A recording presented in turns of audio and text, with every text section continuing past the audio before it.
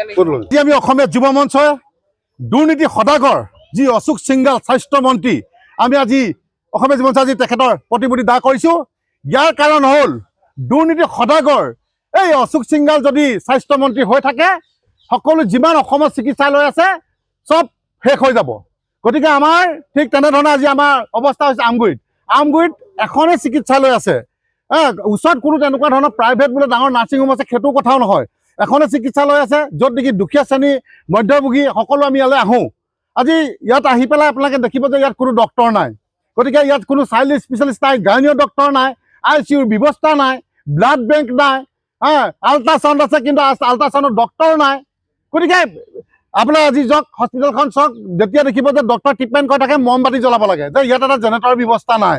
গতিকে কেনেকুৱা পয়া লগা অৱস্থা হৈ গ'ল আমগুৰি হস্পিটেলখন।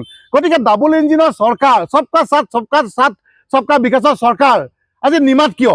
সৌখিদিনা মুখ্যমন্ত্ৰী ডাঙৰ ইয়ালৈ আহিছিলে, তেখেতে 300 বেডৰ এখন হস্পিটেলত ঘোষণা কৰিছিলে, কিন্তু 300 বেড নালাগে, এখন বেডো আজিলৈকে আমি দেখি পোৱা নাই, ইটা চপাৰ পৰা দেখি পোৱা নাই।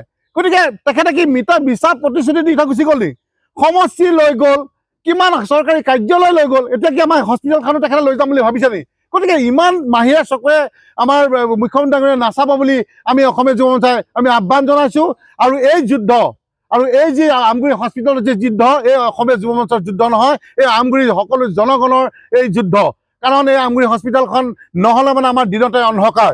গতিকে আমি অসমীয়া যুৱ মঞ্চৰ লগতে আমি আমগুৰি ৰাইজৰ হৈ আমি অনুৰোধ জনাইছোঁ আমাৰ সন্মানীয় মুখ্যমন্ত্ৰী ডাঙৰীয়াক যে আমাৰ আমগুৰি চিকিৎসালয়খন আপুনি চাওক, আৰু যিয়ে 300 বেডৰ যি আপুনি এখন হস্পিটেল ঘোষণা কৰি থৈ গৈছিলে সেইখন এই স্থানতে আমি বনাবৰ কাৰণে তেখেতক আহ্বান জনাইছোঁ। কাৰণ ইয়াত এটা পলিটিক্সৰ এটা মেৰুদণ্ড সোমাইছে বুলি আমি গম পাইছোঁ। কিছুমান কমিশ্যন অংকত বোলে হেনো সেই 300 বেডৰ হস্পিটেলখন এতিয়ালৈকে এটা পোষ্টটো পুতা নাই বুলি আমি গম পাইছোঁ। বোলে জাগা চাই ঘূৰি ফুৰিছে। আৰে মানুহ মৰি আছে, তিলকে মানুহ মৰি আছে, তোমালোকে জাগা চাই ঘূৰি ফুৰিছা, এইটো কেনেকুৱা কথা?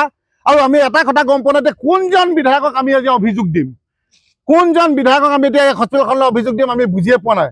কাৰণ কোনো সকলো 2জন বিধায়ক এবাৰ এতিয়া নিৰুদ্দেশ হৈ আছে।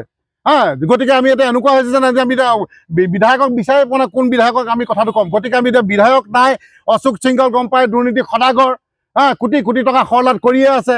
গতিকে আমি এটাই আহ্বান জনাইছোঁ মুখ্যমন্ত্ৰী ডাঙৰীয়াক যে অতি শীঘ্ৰেই এই দুৰ্নীতি সদাগৰ অশোক সিংগালৰ স্বাস্থ্য মন্ত্ৰী তেখেতক বৰ্খাস্ত কৰিব লাগে। আৰু আমাৰ আমগুৰি হস্পিটেল তেখেতে এবাৰ আহক, নহ'লে তেখেতে এবাৰ মানুহ পঠিয়াওক। এসপ্তাহ সময় আমি বান্ধি দিছোঁ আমি অসম চৰকাৰক যে এসপ্তাহ সময়ৰ ভিতৰত যদি আমি যদি কোনো ধৰণৰ আশ্বাস আমি নাপাওঁ, কিন্তু আমি আমগুৰি বন্ধ কৰিবলৈ আমি ঘোষণা কৰিম। আমগুৰি বন্ধৰ আমি কাৰ্যসূচী আমি হাতত ল'বলৈ বাধ্য হ'ম, আৰু ইয়াৰ বাবে জগৰীয়া হ'ব চৰকাৰ তথা প্ৰশাসন।